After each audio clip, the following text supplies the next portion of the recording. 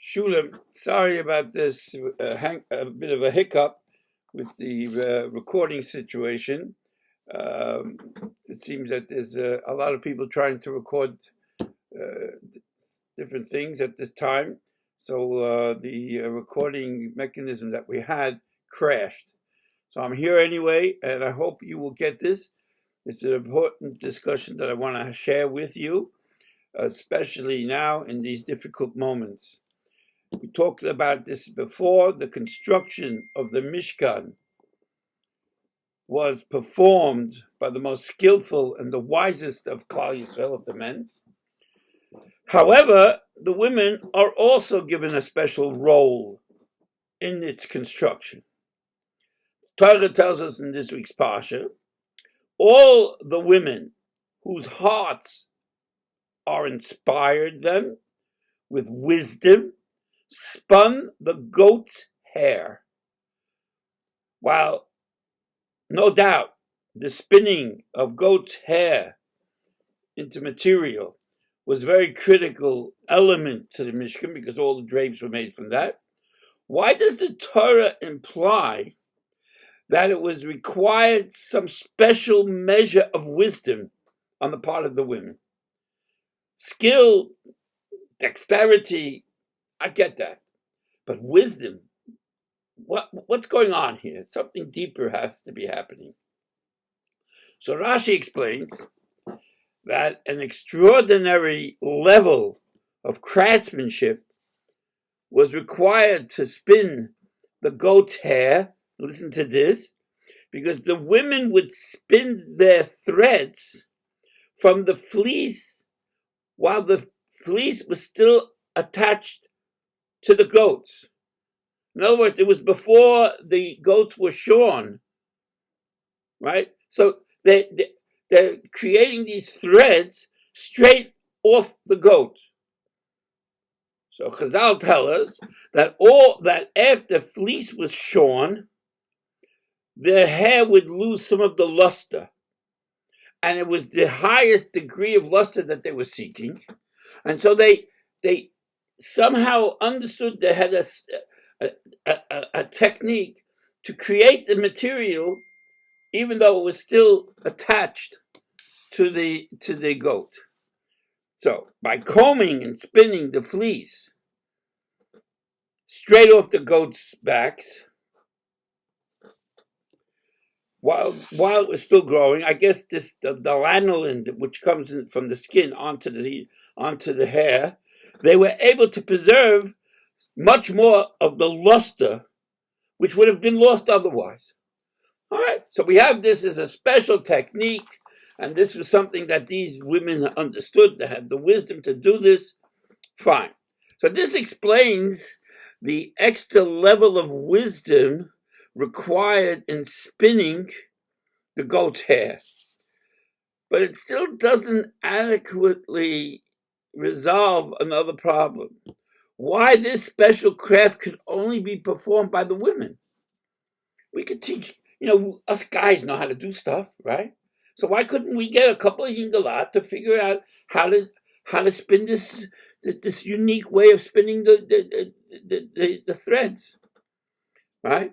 Why did it only? This was a special craft, only given and only performed by the women. Aside from this one situation, right? Everything else in the construction of the Mishkan was done by the men. So surely there were men who were able and capable of performing this great craft, right? It could have been, they could have learned it. So I don't want to begrudge the women their part in building of the tabernacle. I'm not going to start up. It's just that the Torah dictates that one specific aspect of this construction was performed exclusively by the women. So there must be something more going on here than just practical considerations of the ability for women to do this kind of work. So Shlomo HaMelech, who wrote Mishlei, he advises, listen to this, please, because it's very negeya today. He says in Mishlei, listen, my child, to the rebuke of your father, and do not forsake the Torah of your mother. We all know, let me show you a scenario, a typical day in the life of a Jewish home, right? Father comes home from a whole day's work, and mommy's standing at the door, right, to greet him, and he takes one look at her face, and he knows something's gone wrong today. So before he even gets his slippers on his feet, he's already being briefed. What's the story? Little Shmuley, had been sent to his room because he was fighting with his little sister, and Tate's going to come home, mommy said, and he's going to take care of this, right? So daddy knows he's got to go upstairs and do the daddy thing of sorting this kind of a situation out. So it's no surprise that the prophet associates rebuke with the father. Remember what it said, listen, my child, to the rebuke of your father. But why does he connect Torah with the mother? Right? Isn't it the father's mitzvah to learn with the kids? We give the mama to the Torah, that it should be her Torah. So the Chazal explain that while it is taka, a mitzvah for a father to sit down and learn olive base and all these other things with the child, right? It is the mother who creates the ambiance, the atmosphere that permeates the very walls of the home, that make the Torah something that is part of the child. It's her duty to see that this atmosphere be one of Torah and of Kedusha, of Shalom, an environment which encourages the Torah and educates the child to be dedicated to this sweet Torah that the mother embodies. So, in many families, the father spends the majority of his time away from home, and it's the mother who ultimately bears the burden of ensuring that the children should spend their time with learning or doing the right things. Experience. She has to give them a life example of a life brimming with love for Torah, love for mitzvahs, and this will later be taught. This what the father and the Rebbe's will do later. This will only be something that the child already knows because he's lived this way with his mommy in the house. Mommy says, make the bracha. Mommy says, make sure that he's wearing his kappel. It's mommy who shows the child that she says Kriya Shema. Now, this is Negeya today. Because we just heard they're closing all the schools. That's it. How long this is going to last? Chanish Kanani. The Eibishter is running something here. We have no idea. But the Emes Adova is teaching us the Eibishter für the Welt. I was saying today to a very choshev Harav, I said, usually people have, in the former world, we have a certain lexicon, a certain way of speaking. So what do we say? Baruch Hashem. How do you feel? Baruch Hashem. And when you're going on holiday, now we know what means Baruch Hashem. We know that with the snap of a finger, nothing's going to happen. When I say I want to go to America, Bezras Hashem means without the Eibishter, ich fuhr and it's nicht. I ain't going nowhere. And that's what we see. We had already planned, we're making orders. The grandchildren are coming from America. It's going to be that they're practicing the Manishtanas and they're building up their little bichelach with their mommies. Ain't going to happen, never. What can we do? This is the way the Eibishter wants. He wants to teach us that he is Taka in charge. And we have to teach our children. And the mamas are the ones who are going to be able to do this. Because the kids are going to be home. And the husbands are going to be trying to figure out how to make a living or how to sort things out or whatever it's going to be. It doesn't even matter if the father's home a whole day. It's the mother who has this sense of the Torahs of the mother. This is a gewaltige Sache. We have to take this on. Because usually we don't give enough credence to what's going on.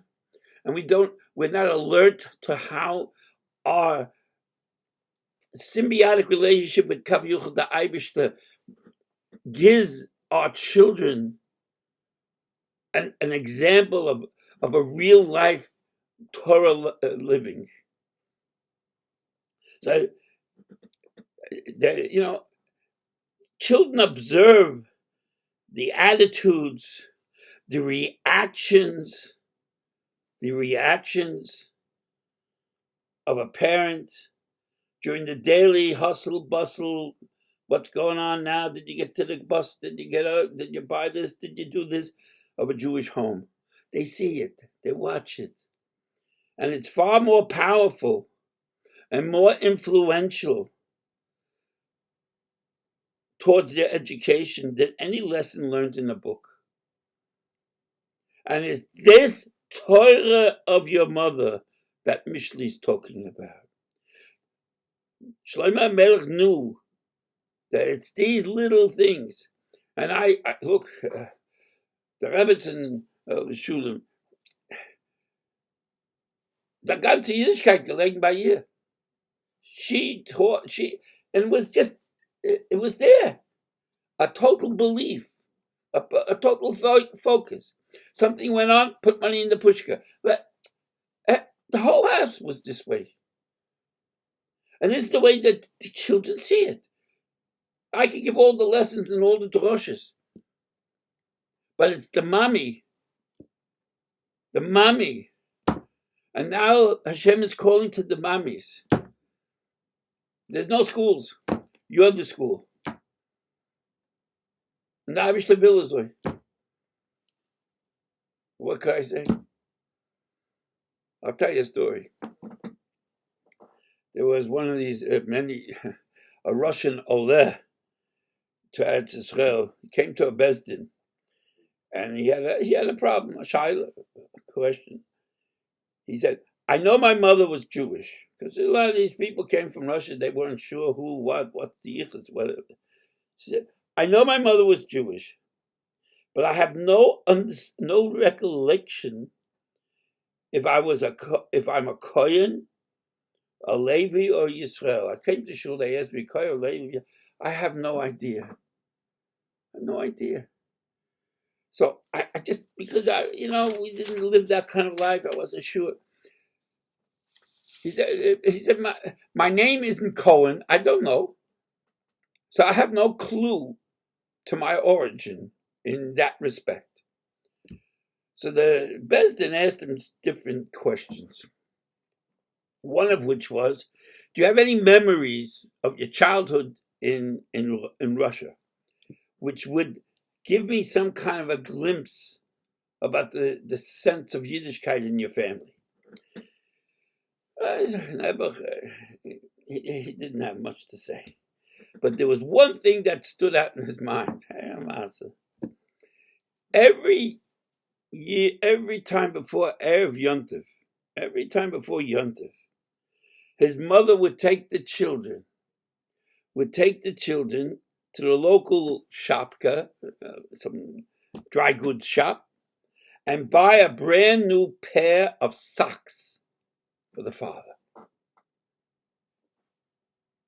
This is a Yontif present, pair of socks. And she'd come home with them, and he remembered the look in his mother's eyes, how she was so, we're buying the socks for the tati. He didn't know why, but this was something special. And she would wrap them up in a gift paper and present them Erev Yontif, everyone by the tzinding of the licht or whatever it was.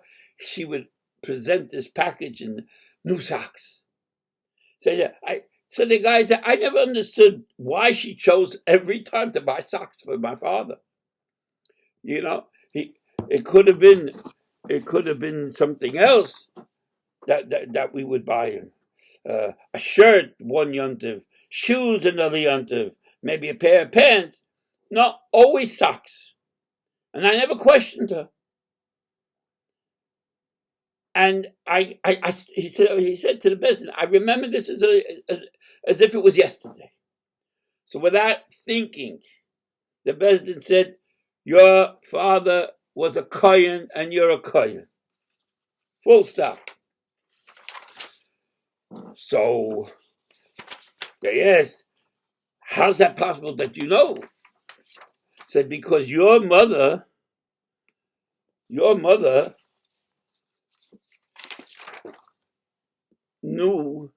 that on Yom Tov, your father is going to get up in front of the whole kehillah, right? And he's going to duchen.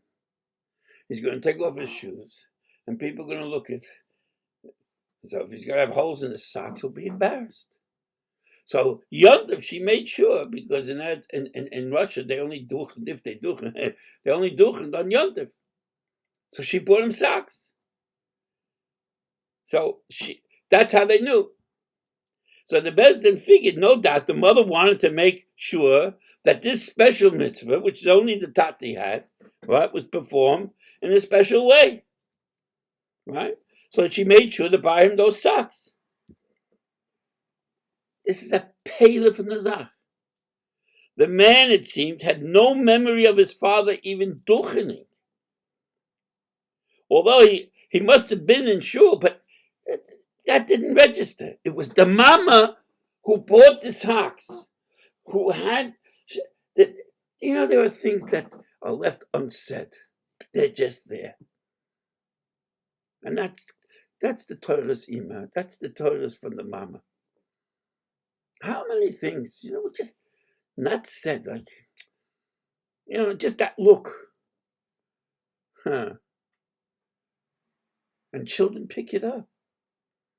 And men, we just walk around, we think we know everything. It's the mother. That's what it's about.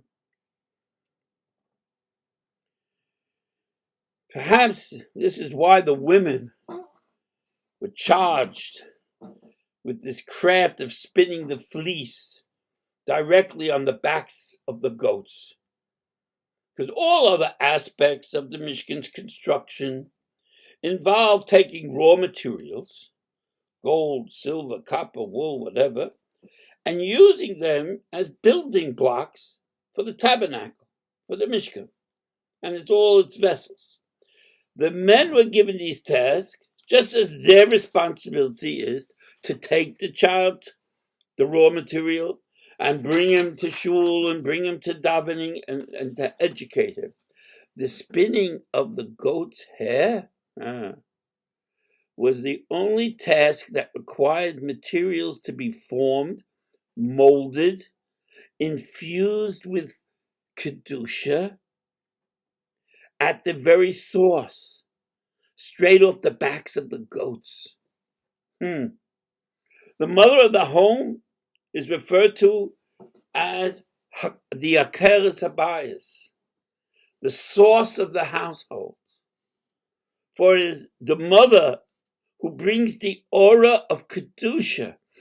If you just watching a Yiddish Mama Zinlicht, you don't nicht wissen davon. I have to now Zinlicht. Was sagt die? Ich habe Zinlicht. I watched it for over 50 years, Zinlicht. And I'm telling you, it was that moment. The whole house was silent. She never Zinlicht with that the eyes didn't get moist with tears. Her tefillah. And this is part of the mosaic that made my children who they are. I Zinlicht. I'm lucky I don't burn my fingers with the match. It's that kedusha, that love of Yiddishkeit, that love for Yiddishkeit, the respect for mitzvahs, that is the foundation of the Jewish home. And only women could take responsibility for such an essential, critical task, which when performed with chokhmah, like the Torah says, preserves the luster, the shine, the glance, as it's called in Yiddish, of the Yiddish neshama. Tara Frant, we are living in such strange times. I've watched so many different Rabbanim talking on different... we're flabbergasted. What are we supposed to say?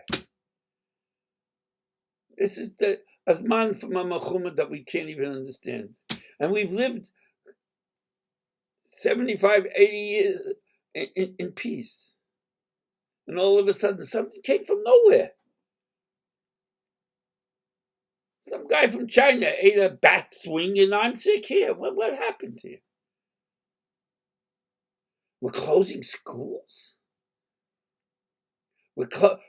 I'm locked up in the house. I can't go out. It's going to be down to the mothers to hold it together. And I know it's going to be extremely hard. And I have no pitaron for you. I have nothing I could say to change it. This is the Nisoyin that you are going to have that no generation had before. But you're up for it. Because Hashem doesn't send a Nisoyin that we can't overcome. So you will be able to do this. And we men will daven and we'll do what we can. And we'll work together. But it will always be down to the hearts from our Yiddish mama. Und ich wünsche Henk alle Uhren. Abbruch ist Hedjet. Wer bin ich? Ich bin ein älterer Jeder. Ich allein bin nicht die. But I'm telling you, you'll be able to do this. And our children will have to see the Kedusha. They'll watch how you take care of them. And how important Yiddishkeit is to you in your life. And dem schus geholfen werden. I was saying before to someone, there's so much chesed we should be doing now. And we are going to do. Reaching out, making phone calls, saying hello. Be mechazik each other. Show your children what love is for Klal Yisrael. Dem schus alle geholfen werden. We'll talk again soon, I'm sure. And I appreciate you giving up your time to sit and listen to me. Ma'am, Psilas, Toibas, Yeshiyas, and Levias.